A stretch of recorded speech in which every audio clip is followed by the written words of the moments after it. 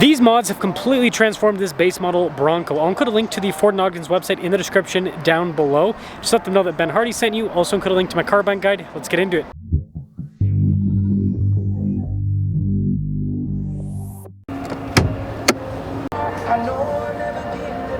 Powering this is the turbo 2.3 liter 4-cylinder that goes through a 10-speed. It puts out about 300 horsepower and then 325 pound-feet of torque.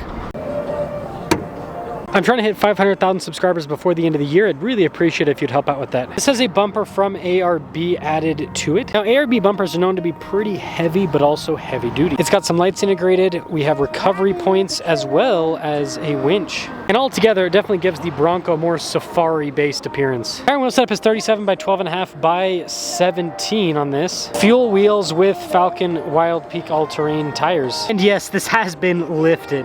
The wheels do have a pretty aggressive offset, so you do have some tire poke, but yeah, the lift, that looks pretty tall. And here's kind of a look from the side where you can see the tires poke out quite a bit, like I said. And then this also has an ARB roof rack added, which is really cool to see a roof rack on the hardtop because this is a convertible. And then we've got reinforcement here on the tailgate to hold the spare 37 with the full-size wheel too. It's kind of a look at the setup, not a great visual, of course. And then they actually added power side steps to this as well. Yeah, here's the interior. Again, this is a base Bronco, so it's all cloth, manual adjustment with everything. And you're basically just left with a 2-speed transfer case, open diff. It does have trail turn assist though. Now, this don't come cheap. So after all options and everything, $64,884 is the total price. If you're wondering, the base Bronco this is built off of is $43,645. Let's see how this performs. Let us set off in this lifted Bronco. I will say, taking it off the ramp, full lockout and reverse, there's a little bit of rubbing. That is one downside about more aggressive wheel offset. But again, that's something that's super easy to fix if you want to do one of these yourself. Then you just do a more positive offset with the wheels, and the tires won't swing out as far, so you'll have more space overall, which is great. Now these are big for a Bronco. Just like pretty much most manufacturers, Ford uses a 34.5 for their 35s on the Bronco. And so, you know, this being true 37s, it is huge. And it definitely feels it. That is for sure. I'm always interested to see kind of just the visibility of some of these lifted vehicles. It's actually not bad at all. Not bad at all. Oop. Okay, let's see if we rub in this direction too. Yeah, you can hear it a little bit. So you just don't go full lock. You just don't go full lock. Now the seats in the base Bronco are actually pretty comfortable. One thing that makes me sad about the base Bronco is they got rid of the Sasquatch package. I think that was a big mistake by Ford, because now you have to spend, you know, you used to be able to get a base model Sasquatch in the mid 40s. Now you have to spend over $50,000 to get a Bronco with the 35s and diff locks front and rear. Man, I'm surprised this 4-cylinder can move 37s. I mean, we'll keep driving to see. But as I was saying, yeah, you used to be able to get a base model Sasquatch for like, I think it was like 46 grand for the MSRP, roughly. Like, such a smart package by Ford. And this is something that happens every single manufacturer. They just get greedy with the packaging, and you know, Jeep's done the same thing. It's like the Extreme Recon package. Why don't they offer that on a Sport, right? It's like every single time I see an Extreme Recon in a dealership, it's almost always a Rubicon. So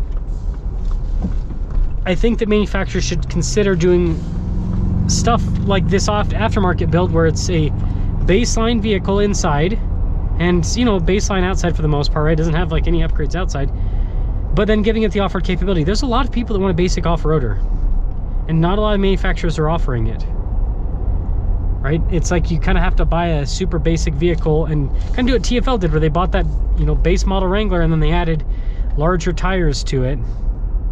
But some people want to go real big. So just kind of my 2 cents. Like, not everyone wants to spend $70,000+ on a rock crawling vehicle, because it's like a vehicle that's going to get beat up. So if Ford could offer, you know, again, like I said, base model Bronco at 35s, the 34.4s, but 35s, again, that'd be cool. I'm surprised this is moving these tires, honestly. It's not a rocket ship by any means, but I am pleasantly surprised that this is moving as well as it is. Oh, I think I can actually also go after this Chevy.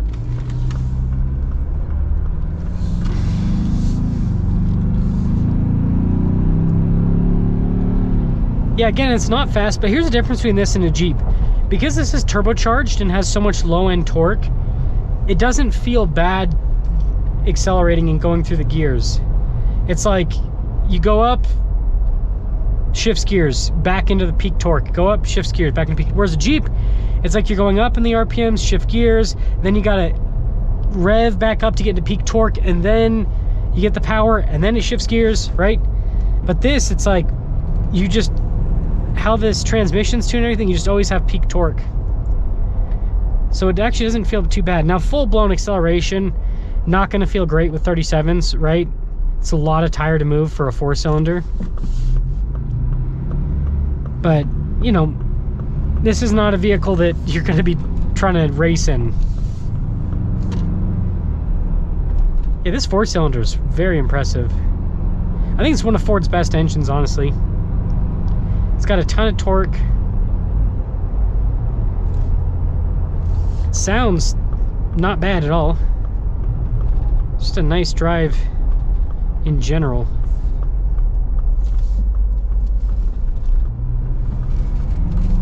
Body roll, there's quite a bit of body roll. I like the little turbo blow-off noise too. It's pretty cool.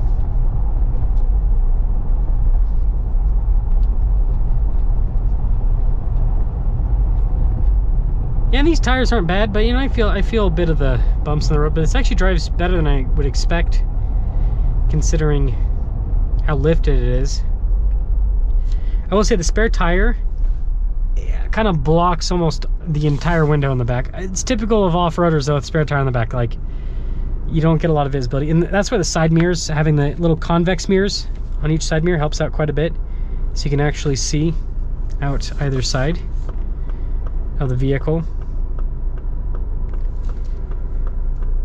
I actually prefer this to the loaded up Broncos, honestly, interior wise. Like, it's just, there's a lot less going on, and like this is another thing is people that take the cars off road, like, you're gonna get them dirty, and so having this basic kind of durable interior, plasticky, right, might not feel the most luxe, but it makes way more sense when it comes to cleaning it up. So I think that's a big plus with this package. That's a good sounding Mustang. We need a V8 in the Bronco, guys. Ah, fuel light came on. 37s. So, yeah, for having 37s, it drives pretty well. The power's adequate. It's not fast. But this 4-cylinder can actually move them. And I don't think this was re-geared at all, so quite impressive, right? Quite impressive. Just shows you how good this engine is. This is cool. Let me know what you guys think about this build. The only thing I would change is just a slightly more positive offset, so you can get rid of the rubbing. But you know, the person that buys this is unlikely to ever take it off-road. This is, we all know this is going to be a mall crawler, which I don't have anything against that. People can do what they want. It's their money. Let me know your thoughts.